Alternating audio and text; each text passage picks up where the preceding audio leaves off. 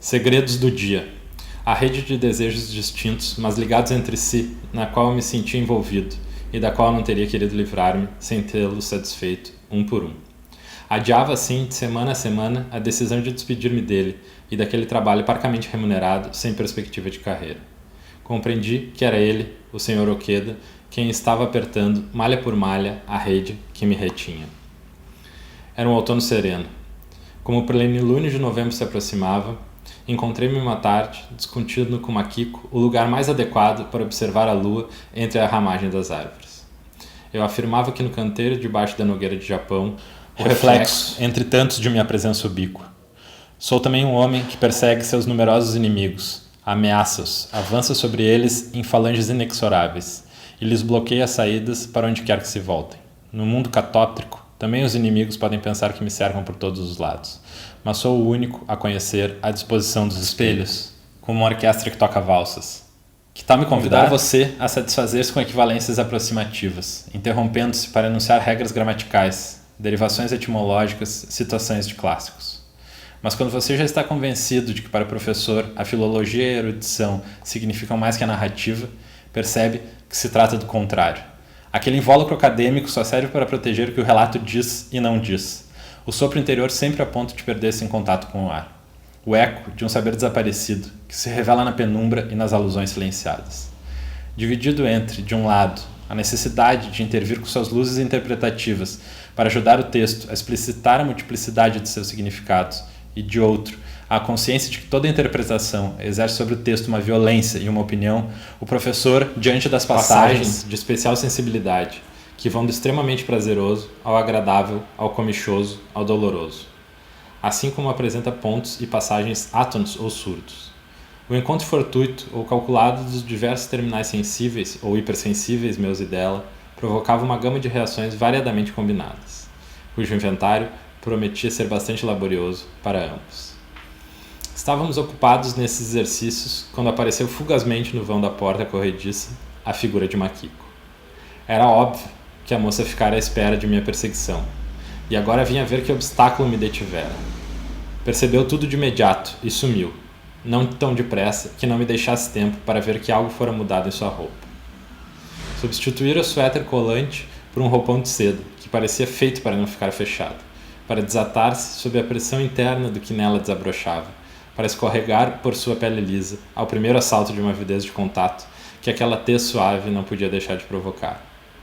Makiko! Gritei, porque queria explicar-lhe, mas realmente não saberia por onde começar, que a posição em que ela me surpreendera com a mãe se devia a um concurso casual, uma eventualidade. Isso e mais uma senha que aquele homem me diria, um comentário sobre uma manchete do jornal que desponta de meu bolso.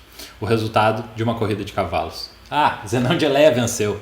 E nesse ínterim teríamos separado nossas malas, manobrando as alças metálicas, quem sabe até trocando comentários jocosos a respeito de cavalos, de prognósticos, de apostas, e nos teríamos afastado rumo a trens diferentes, puxando cada um sua respectiva mala. Ninguém teria percebido que já ultrapassava a fronteira entre o inferno dos vivos e o inferno dos mortos. E o melhor foi isso, revê-lo de frente só depois que ele já estava morto. Acabou o jogo muito complexo, uma peça pequena numa grande engrenagem. Uma peça tão ínfima que nem deveria ser visível. De fato, estava estabelecido que eu passaria por esse lugar sem deixar vestígios, mas ao contrário, vou deixando-os a cada minuto que permaneço aqui. Se não falo com ninguém, deixo marcas, porque me qualifico como alguém que não quer abrir a boca. Se falo, deixo-as também, porque toda palavra pronunciada permanece e pode reaparecer a qualquer momento, com ou sem aspas. Talvez por isso, o autor acumule suposições sobre mais suposições, em longos parágrafos sem diálogo, para que eu possa passar despercebido e sumir numa espessidão de chumbo densa. Algumas citações de textos antigos.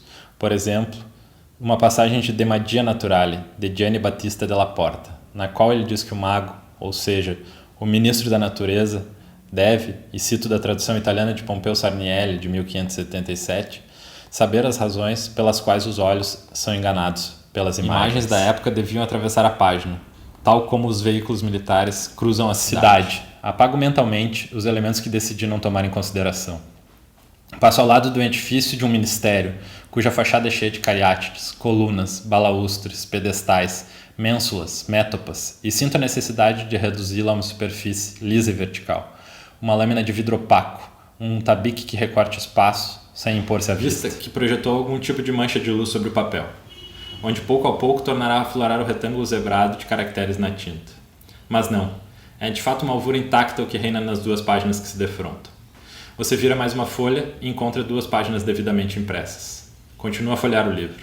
Alternam-se 2 páginas brancas com 2 páginas impressas. Brancas, impressas. Brancas, impressas. E por aí vai até o fim. Os folhos foram estampados de um só lado, depois dobrados e encadernados como se a impressão estivesse completa, de hábitos, de amigos, de negócios, de clientela. Era um erro, mas quando me dei conta disso, já era tarde para comemorar a novidade que se pode esperar das estações, ou ainda pela nostalgia do tempo. Golpear a mim mesmo, talvez o outro eu que está prestes a ocupar o meu lugar na casa, ou então o eu mesmo que desejo nada além de poder dirigir-lhe a palavra. Antes, é com tal propósito que saio todos os dias. Novo no sentido do tempo em que os dias ainda eram novos, como o primeiro dia em que os homens compreenderam o que era um dia, quando ficou claro o suficiente para avistar a outra margem a dúvidas. Poderia ser um convite a zarpar, a lançar-me para espaços mais amplos.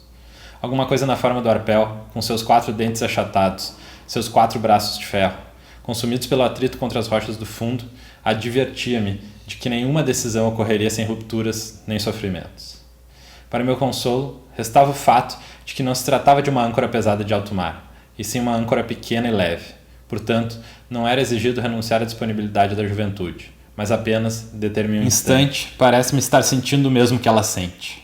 Que todo vazio se prolonga no vazio. Todo desnível, mesmo mínimo, dá em outro desnível. Todo precipício desemboca no abismo infinito. Corro sobre os pedaços do mundo espalhados no vazio. O mundo está se estilhaçando.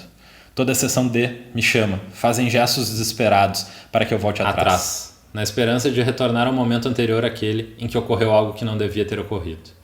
Se nessa estação eu devia encontrar alguém que, como eu próprio, não tivesse nada para fazer aqui senão descer de um trem e subir em outro, e se um de nós dois precisava entregar alguma coisa ao outro, como aquela mala de rodinhas, por exemplo, que ficou comigo e me queima as mãos, então só resta tratar de restabelecer o contato entre os fios tem acabado no vizinho, tanto mais que naquela casa não há ninguém para atender. O telefone continua tocando, e com a lógica irracional que a campainha nunca deixa de despertar em mim, eu penso. Talvez a chamada seja de fato para mim. Talvez o vizinho esteja em casa, mas não se preocupe em atender, porque sabe que é para mim. Talvez quem fez a chamada saiba que discou o número errado, e o fez de propósito para deixar-me nesse estado, sabendo que eu não posso responder, embora saiba que eu deveria. Há também aquela angústia quando eu acabo de sair e ouço um toque de telefone, que poderia ser em minha casa ou em outro apartamento. Eu retorno. Estou preso numa armadilha, aquela que as estações infalivelmente nos oferecem. Uma poeira de carvão ainda paira no ar das estações, tantos anos depois de todas as linhas terem sido eletrificadas. Um romance que fala de trens e estações não pode deixar de transmitir esse cheiro de fumaça. Você já avançou várias páginas em sua leitura. Seria hora de dizer-lhe claramente se a estação onde desembarquei de um trem atrasado é uma estação de hoje ou de outrora. Mas ao contrário, as frases continuam a mover-se no indeterminado, no cinzento, numa espécie de terra de ninguém da experiência, reduzida ao mínimo denominador comum, e que por isso alguma coisa daquilo que constitui minha pessoa permanecerá, não se perderá com o fim do mundo. Uma comunicação ainda será possível no deserto sem vida, no deserto privado de minha vida e de toda a memória de mim. Falo das primeiras impressões registradas, que são as que contam. Hoje, cheguei ao mirante sob o qual se descortina um trecho por trecho, para localizar o cruzamento onde, segundo meus informantes, seria montada a cilada contra mim, e para definir o ponto em que eu poderia ganhar tempo e reverter a situação em meu benefício. Tudo já me parecia seguro do encadeamento das palavras umas com as outras, voltando ao início do período para reordenar os deslizes sintáticos, manipulando as frases até moldarem-se completamente, amarrotando-as, retalhando-as, detendo-se em cada vocábulo para ilustrar os usos idiomáticos e as conotações, acompanhando de gestos envolventes, como se para convidar você a satisfazer-se com as equivalências aproximativas, interrompendo-se para enunciar regras gramaticais, derivações etimológicas e citações de clássicos. Mas, quando você já está convencido de que para o professor a filologia e a erudição significam mais que a narrativa, percebe que se trata do contrário. Aquele invólucro acadêmico só serve para proteger o que o relato diz e não diz. O sopro interior, sempre a ponto de perder-se em contato com o ar. O eco irregular dos cascos de minha égua repercutindo na acidentada rocha calcária da outra margem era, na verdade, o ruído das ferraduras daqueles passos que me acompanhavam. Era um jovem de costas largas e pescoço longo, com um chapéu de palha desfiado. Ofendido por sua atitude pouco amistosa, esporei minha égua para deixá-lo para trás e não tê-lo mais diante dos olhos. Eu acabara de ultrapassá-lo quando não sei que inspiração me fez virar a cabeça para seu lado. Ele tirara o fuzil do ombro e o levantava, como se fosse apontá-lo para mim. Imediatamente abaixei a mão para a coronha de minha carabina, enfiada no coldre da cela. Ele tornou a colocar a alça do fuzil no ombro, como se nada tivesse acontecido. A partir daí, prosseguimos no mesmo passo, em margens opostas, vigiando-nos reciprocamente, atentos em nunca dar as costas um ao outro. Era minha égua quem regulava seu passo desenvolto nas botas de cano alto, o jeito de guardar as mãos na manga, a longa charpa listrada que esvoaça. O ar gelado e o terreno livre garantem boa visibilidade, mas mesmo assim me debato inutilmente em gestos. Os utensílios manejados por um e outro, o martelo de carne nua se multiplica em imagens por todos os espelhos. Lanço-me sobre ela para livrá-la das cordas enroladas sem cansar-me. Consigo então uma corda bem comprida, com 10 ou melhor 12 quilômetros do portão leste. Enquanto a milícia cívica, jovens com menos de 18 anos e anciãos da reserva, concentrava-se ao redor dos edifícios baixos do Matadouro, lugar cujo nome já parecia de mau agouro, mas ainda não se sabia para quem. Uma avalanche de pessoas rolava pela cidade, rumo à Ponte de Ferro. Camponeses que carregavam à cabeça cestas das quais saíam gansos. Porcos histéricos que fugiam entre as pernas da multidão, perseguidos pela gritaria dos rapazes. A esperança de pôr alguma coisa a salvo das requisições militares levava as famílias do interior a dispersarem o máximo possível os filhos dos animais, entregando-os à própria sorte. Soldados a pé ou a cavalo que tinham desertado de suas unidades ou que tratavam de juntar-se ao grosso das forças dispersas. Velhas damas aristocratas à frente de caravanas criadas e carregadores. Maqueiros com suas padiolas, doentes expulsos dos hospitais, vendedores ambulantes, funcionários, monges, ciganos, alunas do antigo colégio das filhas dos oficiais em traje de viagem. Todos se esgueiravam por entre as estruturas metálicas da ponte, como se arrastados pelo vento úmido e gelado que parecia soprar dos rasgões nos mapas geográficos, das brechas que dilaceravam frontes e fronteiras. Naqueles dias eram muitos os que buscavam refúgio na cidade. Haviam os que temiam a disseminação de revoltas e saques, e os que tinham boas razões para não querer achar-se no caminho dos exércitos reacionários. Os que buscavam proteção sob a frágil legalidade do Conselho Provisório, e os que só queriam esconder-se na desordem, para agir tranquilamente contra a lei, antiga ou nova, não fazia diferença. Todos sentiam que a própria sobrevivência individual estava em jogo, num clima em que falar de solidariedade pareceria um desatino, pois o que contava era abrir espaço com unhas e dentes. No entanto, assim se criava uma espécie de comunhão e de aliança, que fazia que se reunissem esforços diante dos obstáculos para um possível encontro entre nós. Em primeiro lugar, a senhora Esvida coleciona e desenha conchas. Faz anos. Toda conversa é a continuação de outra mais antiga. Trocam provocações, às vezes até um pouco pesadas asas baterem no céu escuro, e vi a sombra delas obscurecer as estrelas verdes. Era um voo penoso, que demorava em tirar as asas do solo, das sombras das moitas, como se somente voando as penas se convencessem de que são penas, e não folhas espinhosas. As aves de rapina se dispersavam, as estrelas que explodem uma depois da outra, ou executam seus últimos movimentos e se apagam. O importante é que, quando chegarem os novos, eles encontrem a seção D em perfeito estado de funcionamento, com o organograma completo, e as estruturas metálicas da ponte de Bercy nos parecera deserta. Então, Bernadette e eu começamos a dar-lhe tapas se abate sobre minha cabeça. Dona Jasmina cai da nogueira do Japão uma única folhinha amarela, que pousa no prado. A sensação que se experimenta ao observá-la é de uma folhinha amarela individual. Se duas folhinhas se destacam da árvore, o olho as acompanha. Vê as duas folhinhas voltearem no ar, aproximarem-se, afastarem-se, como duas borboletas que se perseguem, para enfim pousarem, uma aqui e outra acolá, sobre a grama. A mesma coisa com 3, com 4 e até com 5. Se o número de folhas que volteiam no ar aumenta, as sensações correspondentes a cada uma se somam e dão lugar a uma sensação abrangente, como a de uma chuva silenciosa. E, ainda que um sopro de brisa retarde sua descida, há de asas suspensas no ar, e depois há de uma disseminação de pequenas manchas luminosas quando se baixa o olhar para o prado.